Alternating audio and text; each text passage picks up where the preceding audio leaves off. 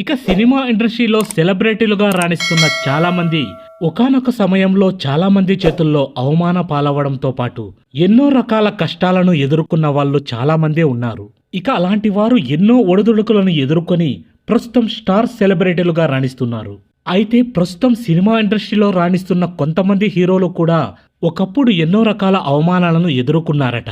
ఇంతకీ ఆ హీరోలు ఎవరు, ఎలాంటి అవమానాలను ఎదుర్కొన్నారు అన్న విషయాన్ని ఈ వీడియోలో తెలుసుకున్నాం. ఇక ప్రస్తుతం సినిమా ఇండస్ట్రీలో రాణిస్తున్న టాలీవుడ్ యంగ్ హీరోల్లో సిద్ధు జొన్నలగడ్డ కూడా ఒకరు. ఇక ఈయన కూడా ఒక సమయంలో అవమానాలను ఎదుర్కొన్నారట. ఇక సిద్ధు జొన్నలగడ్డ కెరీర్ మొదట్లో నేను హీరో అవుతాను అని కొంతమందికి చెప్పారట.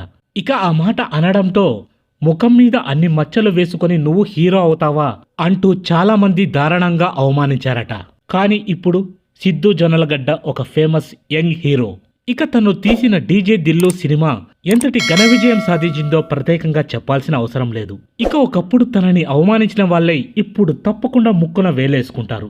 ఎందుకంటే సిద్ధు జొన్నలగడ్డ యాక్టింగ్ కానీ తన పర్ఫార్మెన్స్తో అందరినీ ఆకట్టుకుని ఇప్పుడు సిద్ధు జొన్నలగడ్డ అంటే ఒక బ్రాండ్గా మారిపోయాడు. ఇక ఆ తర్వాత నటుడు ఉపేంద్ర. ఇక ఉపేంద్ర గారు అసిస్టెంట్ డైరెక్టర్గా పనిచేస్తున్నప్పుడు ఒకసారి భోజనం చేయడానికి వెళ్ళగా అక్కడ ఉన్న ఒక ప్రొడక్షన్ బాయ్ అన్నం లేదు ఏమీ లేదు పోరా అంటూ చాలా ఇన్సల్టింగ్గా కసురుకున్నట్టుగా మాట్లాడారట. కానీ ఇప్పుడు తను ఒక గ్రేట్ డైరెక్టర్ అండ్ హీరో. అందుకే ఎవరిని కేవలంగా చూడకూడదు అనేదానికి ఇదొక నిదర్శనం. ఇక ఆ తర్వాత అడవి శేషు గారు. ఇక అడవి శేషు గారికి కూడా ఒక అవమానం జరిగింది. సొంతం మూవీలో మొదట హీరో అని చెప్పి అడవి శేషుని తీసుకొని 2-3 రోజులు షూటింగ్ జరిగిన తర్వాత అవసరం లేదు అని చెప్పి వెళ్ళిపోమ్మన్నారట. ఇక ఆ తర్వాత అర్థమైంది అడవి శేషు గారికి.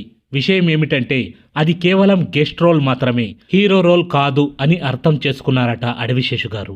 కానీ ఇప్పుడు అడవి శేషు గారు ఒక డైరెక్టర్ కమ్ హీరో. అందుకే పడ్డచోటే నిలబడాలి అని ధ్యేయంతో ఎంతో కష్టపడి ఒక హీరోగా డైరెక్టర్గా మారి ఇప్పుడు టాలీవుడ్లో అడవి శేషు గారు కూడా ఒక మంచి సక్సెస్ఫుల్ హీరో అయ్యారు. ఇక చివరిగా the great icon star Allu Arjun గారు. ఏంటి ఐకాన్ స్టార్ అల్లు అర్జున్కి కూడా అవమానం జరిగింది అని ఆలోచిస్తున్నారా? జస్ట్ ఒక ఇన్సిడెంట్ జరిగింది. అదేంటి అంటే అవార్డు ఫంక్షన్లో హీరోయిన్ నయనతార ఒకసారి అవార్డు తీసుకోవడానికి వేదికపైకి వెళ్ళగా తన భర్త విఘ్నేష్ శివన్తో పాటు పక్కన అల్లు అర్జున్ కూడా ఉన్నారట.